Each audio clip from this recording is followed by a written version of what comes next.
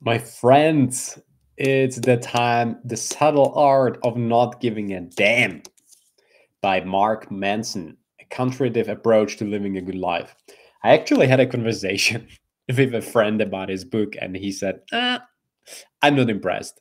But I read this a couple of years ago, and I have thought to actually start sharing a little bit more what I do on social media. So if you want to follow me, feel free to be my guest. I will be honored on LinkedIn, and just type in Matteo Melichar, just like you see the name, and I will pop up. I post pretty much daily, and you will get not just the books because I share this once a week, but I decided actually to share with you a little bit more what I'm reading because I've been a voracious reader for the past, I would say, 20 years pretty much, and maybe even more. I think since I'm 10 years old, so that's even more. So yeah, that's probably 25 years.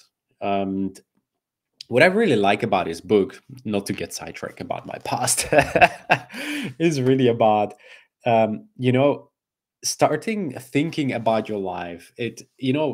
Any book you pick up, and if you want to read this book, I would recommend it. I might be biased because I'm a big sucker for personal development books and controversial thinking. And this one, I think it's the controversial thinking, a lot of what I associate with. But you have like chapter one about don't try, and then you have the chapter two, happiness is a problem. Like how I grew up, I used to try to be happy all the time. And then you have the third, you are not special. And then you have chapter four, the value of suffering. I like this one a lot because I believe easy choices, hard life, hard choices, easy life, as Jerzy Gregorek says. And tough times make good people, and good times make weak people, as my friend said. So we really need to think about things like we are always choosing. Chapter 5, you're wrong about everything. Chapter 6, failure is the way forward. Chapter 7, the importance of saying no. And then you have the chapter 9, which is and then you die. So there are things like you probably don't want to hear about. Again, if you want to take a note of this, is the subtle art of not giving a damn. I'll try to be polite and not use that bad language.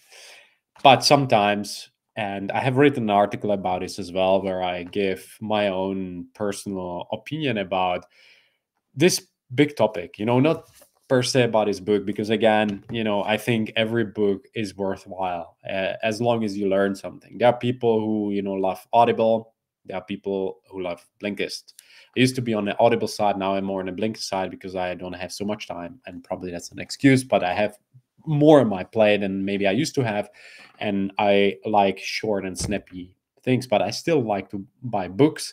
And even though I read a little bit less than I used to, I still read, and that's why I want to share this with you. So let me share with you a couple thoughts about what I think, when it comes down to this topic. And I want to keep it short and snappy because I know you're on the go and you want to watch something that actually adds value. And this is why I try to keep it usually about 10, 20, maybe 30 minutes max when I do a little bit more masterclasses and when I invite people, maybe sometimes a little bit longer, but generally it should give you a little bit of overview of what I think about this topic. And one thing that I really learned in my life, and which kind of aligns with this book, is this book advocates, the first part is selective indifference. So it's about being selective what you care about.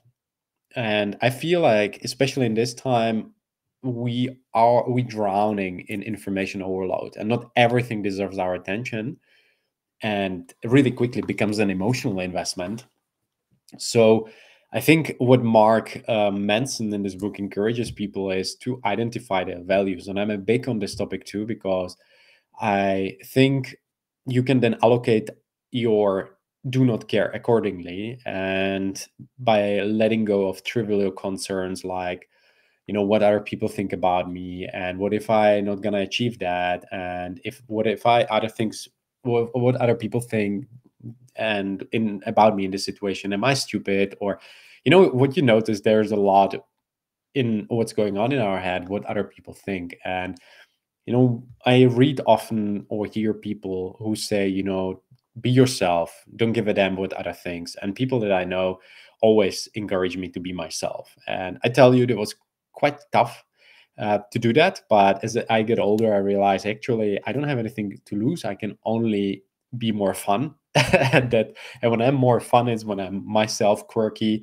and where other people maybe think like that guy's weird, but still I follow my path and I'm proud of that. Second is acceptance of pain and challenges. There are some things that will inevitably be painful and challenging in life. And one thing that will probably be a little bit the opposite of what you might be of positivity and avoiding discomfort is actually not serving you. And there I I go on a farm. I used to work long hours after school to take care of the cattle, take care of the, you know, all the wood that we needed to cut for the winter and stuff like this. And it was constant work. And I, felt like I was really strong. When I moved abroad, my mind was open because I realized I actually need to toughen up. And this is where also Mr. Manson suggests, embracing the struggles of pursuing meaningful goals. And this is, I think, that difference when we think about life, because a lot of people already struggle with, when you think about life in general, like to how to adapt, how to overcome things. But second, imagine you really do the tough choice and you say, you know what, I want to design my life how I please. I want to design my life how I want. I want to surround myself with these people. I want to pursue these goals. And as Mr. Manson, and I don't want to give a damn about what other people think. And this is the funny part, because that is the time when hard work starts, and you will need to accept hardship and individual kind of resilience and really grit, as Angela Duckworth says in her book Grit. And it's all about growth mindset. It's about fulfilling your pursuing of value, so fulfillment of your values, but also about how much are you living according to your values in the face of difficulties when you don't feel like doing things. Like, now for me, as you notice, it's already evening and I should do other things next to what I am supposed to do at a day, but I decided I have to do this because that's on my agenda. I promised I will do it. And this is how character is forged, through integrity, through honesty, through doing the hard work when nobody's looking. And the final thing, which really relates with this, and I hope it gives you a little bit of a perspective to how to think about really your life, is responsibility and ownership. I know this word might be overused and you hear it everywhere, and be responsible. And especially in our cultures, depending where you live in the West, going with the flow, where everybody does the same thing, it's kind of the norm. And sometimes very sad, because sometimes you shouldn't be loud and the kids shouldn't laugh, and you should be doing this and you shouldn't be doing that. And this is sometimes what kills creativity and what kills drive. But I want you to be your own thinker, and I want you to especially take ownership, just like Mr. Manson talks about his life, about his in his book, about shaping your responses to life's challenges. And by owning your decisions and actions, you can really gain control and agency over where you go in life. And this is the cool part, because you start recognizing that external circumstances may be beyond your control, but the response and attitude are within your grasp. And this is really comes down to perspective, to how you perceive your life and where you want to go. But I want you to do a little homework for yourself if you want. And I think I need to start doing this a bit more often so you feel like I'm actually taking something away. So, what and which areas in your life could you actually look at and start taking more ownership, but also realize, hey, maybe I shouldn't listen to, my mom, what she tells me, and I should listen more to somebody who actually knows this area. So where do you need to give less damn what other people say or what you think, and more than what you should pursue, what you should really focus on. And when you do that consistently, I can tell you your life will improve immensely. So again, you know with time, you can really start seeing patterns. You can start understanding what's happening and seeing the big picture. So it's not that you have to throw your life around. It's about a subtle art of start understanding what you need to care about and what you don't need to care about. I hope this helped you and it opened your eyes to a different perspective. Again, whether you pick this book or you pick other book, it doesn't matter. What is really important, that you start having fun in your life and that you start doing things that you care about, and stop caring about things where you pour your energy on social media, on listening to the naysayers and stuff like that.